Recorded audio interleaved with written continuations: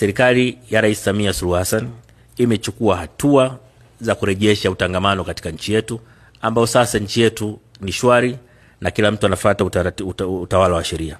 Lakini ni dhamira ya Rais Samia Suluhu Hassan kuhakikisha kwamba tunaanzisha mazungumzo ya maridhiano ili kuhakikisha hata hao wachache wanapata nafasi ya kusikilizwa ili kuwa na taifa lenye amani na umoja na kuendelea kuwa mfano wa utulivu katika Afrika na dunia.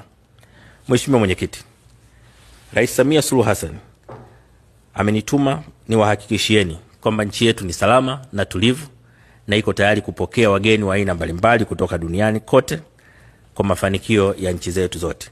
Lakini pia nitumie nafasi hii kuwashukuru sana kwa niaba ya Rais Samia Suluhu Hassan viongozi wa SADC waliofanikiwa kufika kwenye siku ya uapisho wa Rais Samia Suluhu Hassan. Lakini pia nawashukuru viongozi waliotangulia kuzungumza kabla yangu ambao wametoa pongezi za dhati kwa Rais Samia Suluhu Hassan. Nataka niwahakikishie kwamba hakuna jitihada ambayo Rais Samia ataiacha katika kuhakikisha Tanzania inapata maendeleo, lakini pia amani ya nchi yetu inaendelezwa. Mheshimiwa Mwenyekiti, sasa nirejee kwenye ajenda ya kikao chetu cha leo.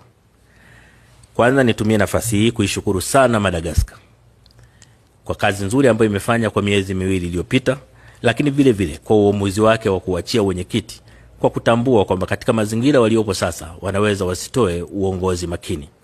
Kwa wameona watoe nafasi kwa watu wengine. Tunawashukuru sana kwa uamuzi huu wa busara.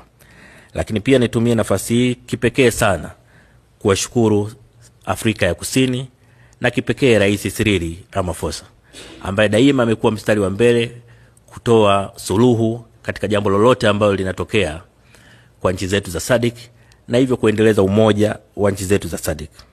Tanzania inaunga mkono mapendekezo yaliyotolewa, lakini pia inatoa wito wa kujifunza kutokana na kilichotokea sasa ili tuwe na utaratibu ulio wazi katika kanuni zetu, ambao jambo lolote likitokea basi tunaweza kwa kutumia kanuni zetu kupata suluhu mara moja ya jambo hilo, na hasa kwenye eneo la utatu au troika ambao ni muhimu sana katika usalama wa nchi zetu za SADC.